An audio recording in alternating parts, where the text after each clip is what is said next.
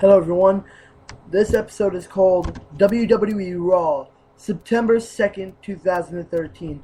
Now I just witnessed what happened on Raw as the main event of the evening. What was that, you might ask?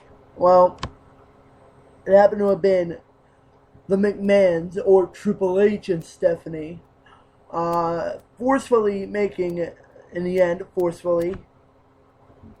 a lot of pressure put on Big Show, Paul White.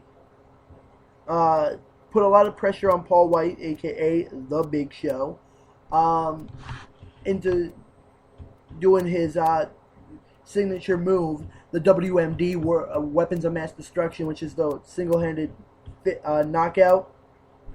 They told him, point blank, if you want to keep your job in the WWE, then knock Daniel Bryan out. First, he wasn't going to do it. He left the ring, told Triple H to stop bothering him, stop asking him to do it. He cried. This is a big giant guy who's a giant, 7'1", and he pleads and asks and begs and cries and whines and asks Triple H not to make him knock out Daniel Bryan, not to make him knock out one of his best friends. He never said best friends, but in a way you could tell outside the company they were. But what do you know? Stephanie McMahon comes down to the ring, and then point blank, tells Big Show to enter the ring and knock Daniel Bryan out. She follows her husband, Triple H, and tells Big Show to do exactly what Triple H told him, to knock out Daniel Bryan. Knock him out or you're fired. No, notice if you watched Raw, they never said, oh, you'll be fired.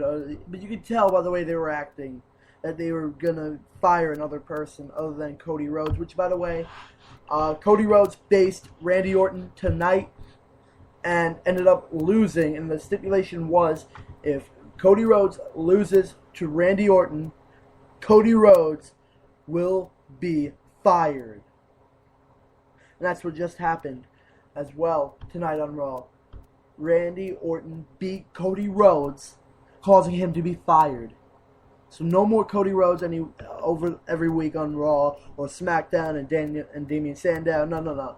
Cody Rhodes is finished. He is gone out of the company. There's no more.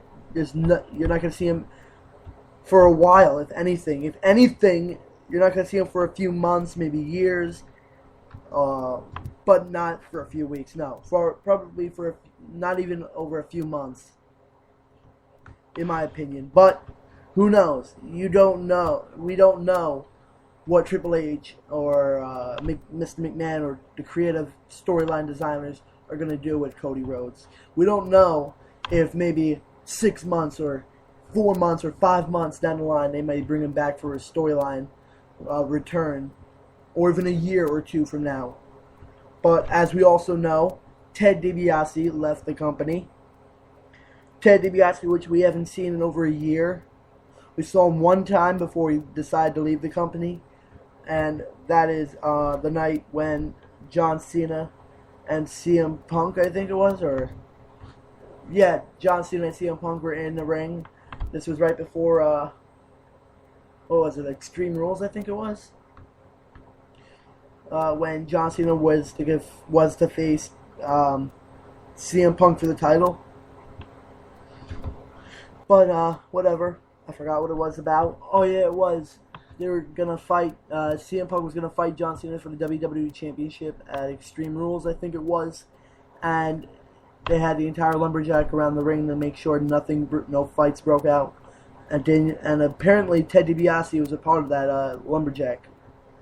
Another thing is that Cody Rhodes now, like I said, left the company because Triple H fired him. Right on the air, right in front of thousands of people watching, millions of people watching around the world, millions watching around the world. He fired Cody Rhodes in front of everyone. Now, what is left? What is left for Big Show? What is left for Triple H? What are your guys' opinion? My opinion is that this is turning into another McMahon-Helmsley era. That's just my opinion, because Triple H acts like he's the boss. Like, if you don't listen to me, you'll be fired. You'll never get to see this ring again, as long as you don't watch it on TV. Yeah, I know I said that wrong, but Triple H is acting like he's the boss. Like, if you don't listen to him, he'll fire you, and you'll never work in a WWE ring again for any reason. That's what he's acting like. Like, Triple H, like Mr. McMahon acted like that back during the McMahon-Helms era, where Triple H married Stephanie McMahon storyline-wise on camera.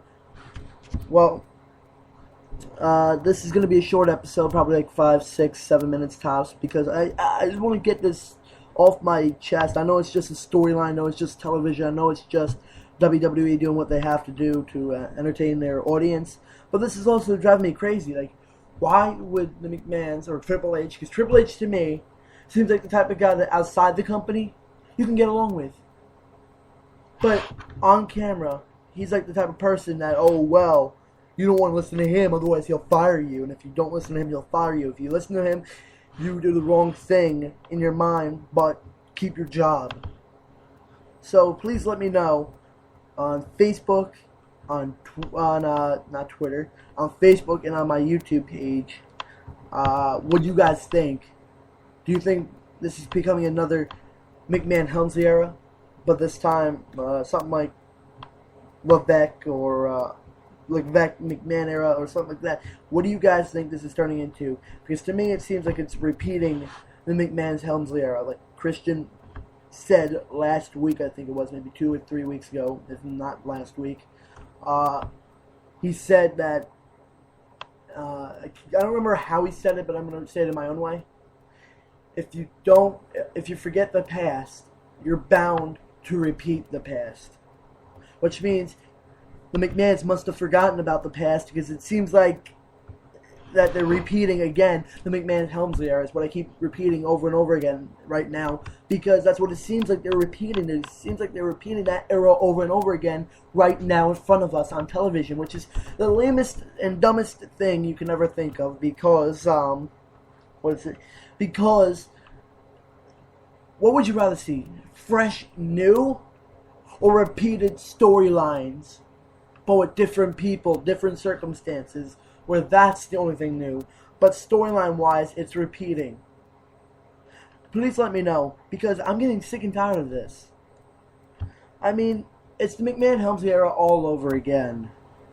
You name everything that happened during the McMahon-Helmsley era. I mean, everything from the very first start that they called it the McMahon-Helmsley era to the end of that era.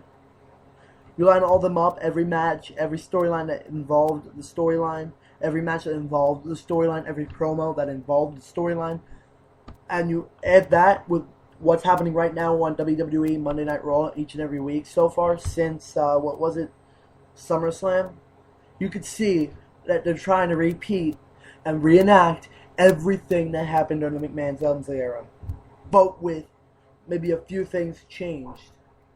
Anyways, tell me what you guys think. I gotta go. James out.